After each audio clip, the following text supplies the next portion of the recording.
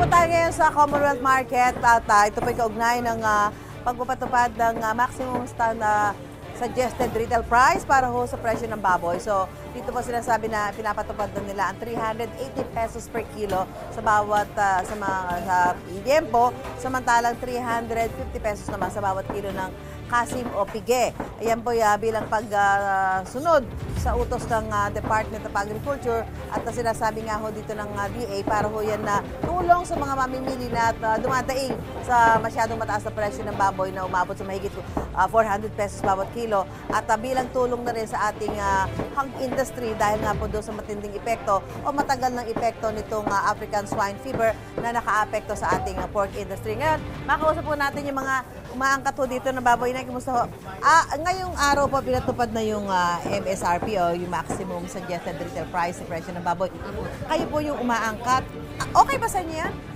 Sa ngayon po, hindi pa masyadong okay sa amin yun kasi mataas pa po ang angkat namin ng baboy. Halimbawa kayo po, magkano po angkat nyo? Ang live po kasi namin ngayon, 245. So kung magbibenta ka ng 350 na laman, talo po kami ng 10 pesos. Dapat 235. Naglalaro sa 235 to 40. So, pero syempre, kailangan yung sumunod sa DA, no? Opo, Kailangan sa DA. ipatupad nyo yung presyo. Ano magiging epektong pangatagalan sa negosyo nyo? Ay, malaking epekto po sa amin yun. Dapat po, ang DA, nakiki-operate din po sa mga hog raiser. Okay. Yun ang po pinaka-importante. Kasi si hog raiser, pag sinabing ganito live namin, buong Pilipinas yan, meron silang asosasyon. Pag sinabing 240 tayo, huwag tayo magbibigay ng mababa, yun po ang masusunod. Kaya dapat po si DA, yun ang aasikasuhin nila. Yung presyo ng mga kinukunan nyo ngayon, ito pa yung dating presyo na binibenta nyo na 400 pesos plus, di ba? Dahil medyo mahal na ho talaga ang baboy, di ba? So talagang medyo magiging, malulugi ba kayo? Malulugi po kami. Kasi nagbaba kami ng retail at wholesale dito. Si farm naman po, hindi sila nagbababa ng live. Okay, Yun. Kaya hindi po namin kaya yung sinasabi nilang presyo. Yun ay papakiusap sana namin sa DA. Kasi may meeting yata kami mamaya dun eh. Sa DA. 2 p.m. Yun sana sasabihin namin. Ano ho sasabihin nyo sa DA? Ito, napapakanood na nila ngayon to sasabihin nyo. Si DA dapat ang kumausap sa mga hog raiser.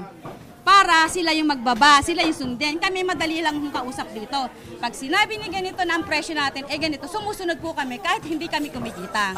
So, paano naman kami papayag na hindi kami kikita? Nagbabayad po kami ng ilaw, tubig dito, pwesto. Kaya hindi po pwedeng, hindi kami kikita. Nung magbaba, starting today yan di ba? May napansin ba kayo kung dumami ho yung bumibili? Parang nawala nga po Ang nabumibili? Bakit parang hindi sila convincing na bumaba agad-agad. Dahil alam nila hindi kami makakapagbaba agad-agad dito. So hindi sila naniniwala, natutupad kayo. Okay, mga pangalan niyo uli, ma'am? Josie. Balyeser. Bale, kayo ba yung miyembro na ibang mga samahan ng mga... Wala. Dito lang po. Pero vocal kayo about this.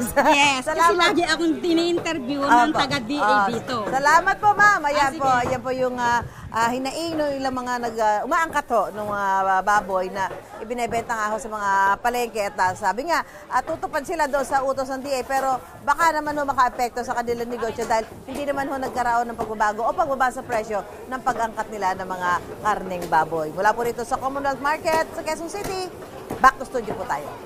Gusto mo bang mauna sa mga balita? Mag-subscribe na sa GMA Integrated News sa YouTube at tumutok sa unang balita.